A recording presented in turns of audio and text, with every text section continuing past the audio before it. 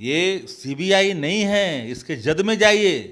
अच्छा, तो क्या है? इसमें तो आदरणीय प्रधानमंत्री जी और गृह मंत्री जी अमित शाह जी पूरे तौर पर अप्रत्यक्ष रूप में काम कर रहे हैं। 2 करोड़ वाला तो हुआ दिल्ली बैठ करके जुमला करार दे दिए। जब दिल्ली में ही नौकरी नहीं है देश की सरकार में, तो कल्पना कर लीजिए कि बिहार के अंदर। नमस्कार, मेरा नाम प्रेम है और आप लाइव स्ट्रीम देख रहे हैं। देखिए, विजय सिन्हा 1 साल पूरे होने पर जो महागठबंधन की सरकार है उसका कमियों को गिनवा रहे, किस तरीके से बता रहे हैं कि बिहार में अपराध बढ़ गया। समस्तीपुर में कोर्ट परिषद में गोली चल जाती है। बात करने के लिए हमारे साथ आरजेडी के मुख्य प्रवक्ता शक्ति यादव है। शक्ति जी, क्या बिहार में अपराध बढ़ गया? 1 साल महागठबंधन के पूरे हुए हैं और 1 साल के अंदर महागठबंधन की सरकार जो तेजस्वी जी और नीतीश जी के नेतृत्व में चल रही है वो कई कीर्तिमान स्थापित किया है। नौकरियों का भरमार किया है, विज्ञापन निकाला गया है, नियुक्ति पत्र बांटे गए हैं। लगभग 5 लाख के आसपास बिहार में नौकरी 2-3 विभाग मिलाकर करके कर दिया गया है और 5 लाख रोजगार भी। तो ये हुआ 1 साल के अंदर में महागठबंधन का एक बड़ा काम। उसके साथ ही साथ शिक्षा के क्षेत्र में लगातार शिक्षक नियमित रूप से विद्यालय पहुंच रहे हैं। इस शिक्षा के क्षेत्र में आमूलचूल परिवर्तन है।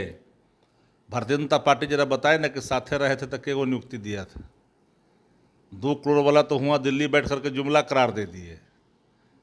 जब दिल्ली में ही नौकरी नहीं है देश की सरकार में, तो कल्पना कर लीजिए कि बिहार के अंदर जब हमने डोमिसाइल हटाया और नियुक्तियों की जब हमने पूरी रखा विज्ञापन के रूप में, तो जो भीड़ देखी आपने बिहार के विभिन्न प्लेटफार्मों पर जिलों में, ये बेरोजगारी जो महामारी का रूप लिया है देश के अंदर में, जो तेजस्वी जी ने कहा था कि बेरोजगारी देश में सबसे बड़ी समस्या है, उस बात की पुष्टि होती है।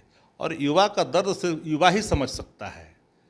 जाके पैर न फटे बियाई, वो क्या जाने पीर पर आई।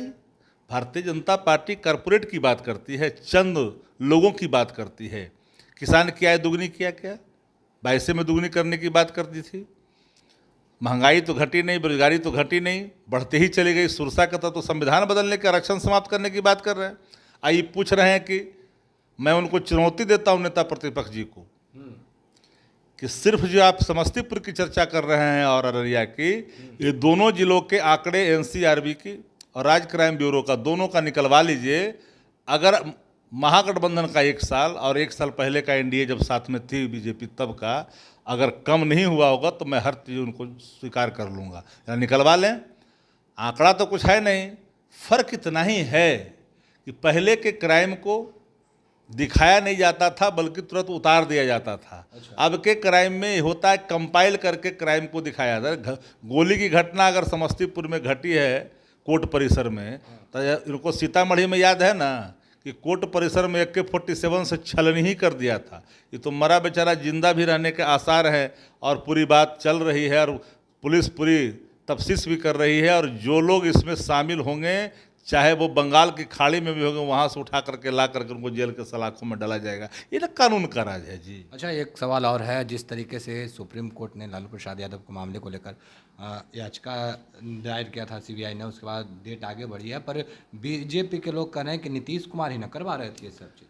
आपको जानकारी होना चाहिए, ये सीबीआई नहीं है, इसके जद में जाइए।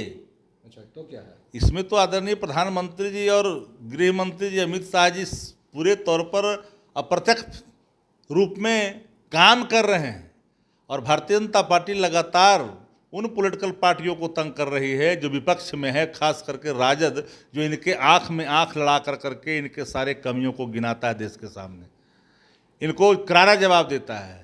तो उसके खिलाफ नीतीश कुमार ही ना? नहीं, इसमें तो आप जाकर के देख लीजिए, सुशील मोदी जी, रविशंकर जी, सब उन्हीं के लोग थे। अब कहाँ हैं?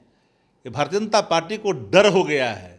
जाए गांव और कस्बों में, जो लालू जी के साथ ही कर रहे हैं ना, गांव और कस्बों में लोग इनको खोज रहा है।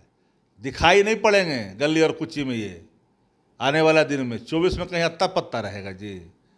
राष्ट्रीय जनता दल के नेता आदरणीय लालू प्रसाद जी सामाजिक क्रांति के अग्रणीय दूत हैं, सामाजिक न्याय के प्रणेता हैं, गरीबों के, सर्वहारों के, कमजोर तबकों के जुबान हैं, लोकतांत्रिक है और लोकतंत्र की रक्षा के लिए प्रहरी के रूप में खड़ा रहते हैं, संविधान की बात करते हैं। ये तो संविधान बदलने वाली बात कर रही है जी। इनके जो आर्थिक सलाहकार है, पूरा मसौदा ही संविधान बदलने के लिए प्रस्तुत किया देश के प्रधानमंत्री जी के सामने। तो चलिए, आरजेडी के मुख्य प्रवक्ता थे शक्ति यादव, क्या कुछ करे थे वो आपने सुना। साफ शब्दों में करे सुशील मोदी वही लोग तो थे जो साक्ष्य पेश किए थे। बाकी की तमाम खबरों के लिए बने रहे लाइव सिटी। धन्यवाद।